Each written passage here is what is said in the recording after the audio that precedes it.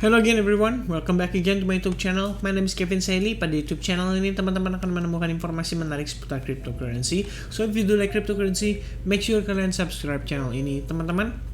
Welcome back again untuk weekly update-nya si Bitcoin. Before kita lanjut ke dalam update analysis untuk fundamental dan juga untuk technicalnya, saya pengen remind satu hal teman-teman bahwa this is not a financial advice. Balik lagi, segala informasi yang saya sampaikan di sini tentu saja berdasarkan analisa saya personal. Jadi make sure teman-teman manfaatkan segala konten yang saya sampaikan di sini dengan bijaksana. Dalam artian jangan digunakan sebagai acuan untuk bertransaksi. Saya tidak memberikan rekomendasi maupun signal di dalam video YouTube channel ini. Alright, so langsung kita masuk ke dalam konten pembahasannya. Pertama teman-teman, saya menemukan satu buah artikel yang menurut saya cukup menarik. Di sini berdasarkan hasil riset ya, menunjukkan bahwa ada sekitar 1.2 billion worth of Bitcoin itu leaves Coinbase in a day, which means teman-teman bayangkan ada whales yang beli Bitcoin, habis itu ditarik dari si exchange ini. Bisa jadi ya, istilahnya ditarik ini untuk ke private wallet atau cold wallet teman-teman. Nah, beberapa key point yang saya sampaikan, yang ingin saya sampaikan di sini berdasarkan artikelnya. Pertama, teman-teman, ada significant number of Bitcoin left Bitcoin at the start of the weekend. The outflows are indicative of increasing institutional interest in the asset class, and then whales are picking up the pace in recent days following Bitcoin's dip. Di sini teman-teman kita udah bahas tentang hal ini ya. Ini sebenarnya artikel yang kita temukan menunjukkan hasil survei dari 500 financial advisors yang ada di New York teman-teman. Menyatakan bahwa 72% advisors itu kemungkinan besarnya adalah ingin menginvestasikan aset-aset klien mereka melalui cryptocurrency. Tentunya di sini dengan ETF produk yang sudah disetujui ya istilahnya di Amerika Serikat. Dan dari beberapa advisors ini menyatakan bahwa 86% itu diperkirakan akan meningkatkan aset alokasi mereka ke cryptocurrency dalam 12 bulan mendatang. Karena memang kita udah bahas juga ya soal yang Alex Mashinsky di sini memberikan statement bahwa resesi ekonomi itu besar kemungkinannya akan terjadi di tahun 2023. Dan berdasarkan expert si Alex Mashinsky sendiri, dia mengatakan untuk lebih baik tidak memegang stok dan lebih prefer untuk memegang Bitcoin teman-teman. Jadi apakah ini merupakan indikasi ya, balik lagi ini adalah salah satu keuntungannya kita. Melalui on-chain data kita bisa menilai ya apakah di sini memang Bitcoin menjadi pilihan pegangan dari para orang-orang konglomerat lah kita bilangnya, atau orang-orang tajir sebagai sarana lindung nilai terhadap kondisi resesi ekonomi. Dan tampaknya teman-teman demikian seperti yang disampaikan oleh si artikel ini ya. Beberapa di sini ada beberapa bacaannya teman-teman. Pertama ya, berdasarkan atau according to CryptoQuant, Coinbase saw 30,000 Bitcoin leave the exchange for cold wallet and custody wallets on Friday, which means teman-teman di hari Jumat itu ada banyak orang yang narik Bitcoin mereka dari si exchange. Nah, ini merupakan satu hal yang tentunya bisa kita nilai sebagai hal yang positif teman-teman. Whale activity has been on high since the passing of Biden's executive order that offered a shining light at the end of the tunnel for cryptocurrencies. Jadi kan teman-teman tahu ya, waktu lalu tuh berita yang digembar-gemborkan adalah Joe Biden meminta atau mengutus executive order, dan di sini untuk lebih cepat lah, istilahnya lebih cepat dalam meregulasi cryptocurrency. Dan tentu saja di sini ini menjadi pertimbangan para whales. Dan seperti kita tahu teman-teman ya, istilahnya so far ya, berdasarkan data OJ sendiri menunjukkan hal yang cukup positif ya. Whale activity picked up after Bitcoin lost over 10% of its value during the week to trade for less than $40,000. Jadi istilahnya pada saat harganya di bawah $40,000, suddenly whales mulai masuk ke market dan mulai start melakukan akumulasi lagi. Nah, ini adalah pertimbangan yang menurut saya cukup baik. Tapi balik lagi teman-teman, kita berbicara ini untuk mid to long term. Jadi bukan berarti begitu whales mindahin duit, begitu whales beli marketnya langsung meletus teman-teman ya. Nah, di sini ada satu yang menurut saya juga cukup menarik teman-teman. Di sini ada data ya, berdasarkan Bitcoin whales are account that hold at least 1 million worth of the asset atau $1 juta setara dengan Bitcoin teman-teman. According to an insider report, there are around 1,000 Bitcoin whales that comprise 40% of the market. Within this classification are mega whales and lizard whales. 13% of all Bitcoins in existence are held by a little over 100 whales, with analysts noting that immense powers that these whales wield. Nah, ini ada beberapa nih. The larger holders of the asset include Michael Saylor's MicroStrategy with over 100,000 Bitcoins teman-teman ya. Tesla holds over 1.7 billion worth of Bitcoin, while Luna Foundation Guard has undertaken a spirited effort to catch up with the leaders after launching a buying spree. Ini adalah yang beberapa waktu lalu membuat harga Bitcoin yang ngepam teman-teman. Saya mendapatkan data on-chain-nya ya.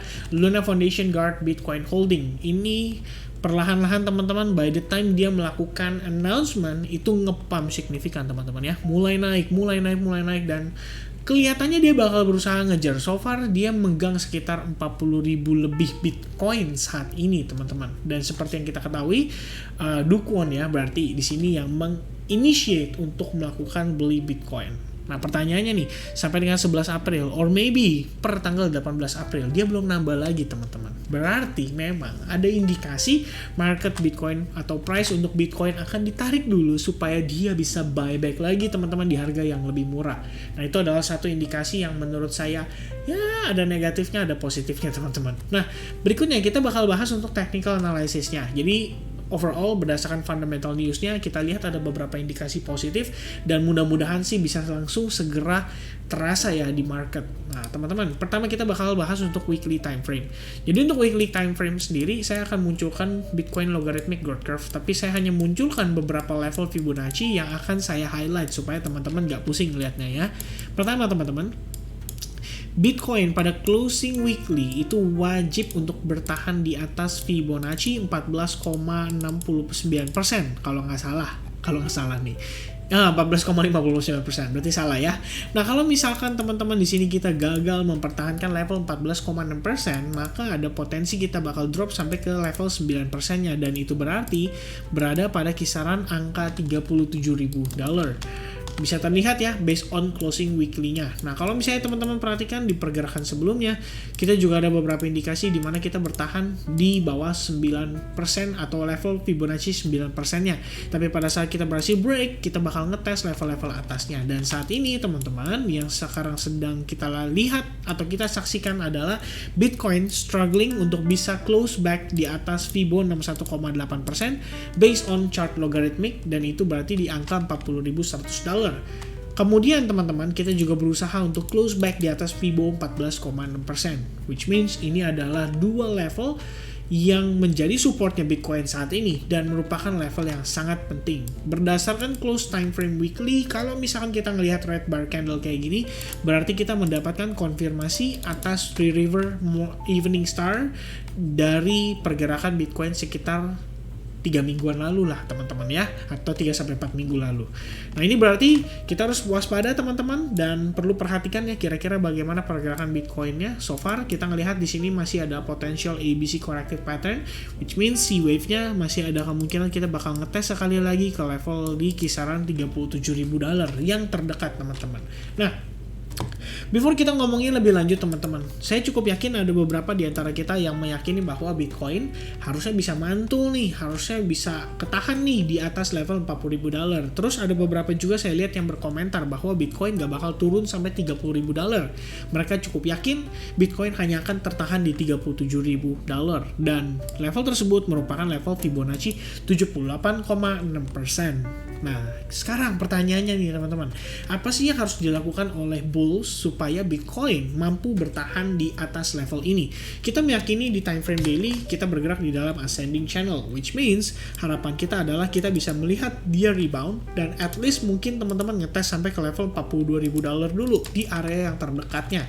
Nah, untuk Bitcoin bisa merealisasikan hal tersebut, ada hal yang pengen saya tunjukkan ke teman-teman. Jadi teman-teman pasti sudah pernah dengar istilah dead cat bounce pattern teman-teman ya.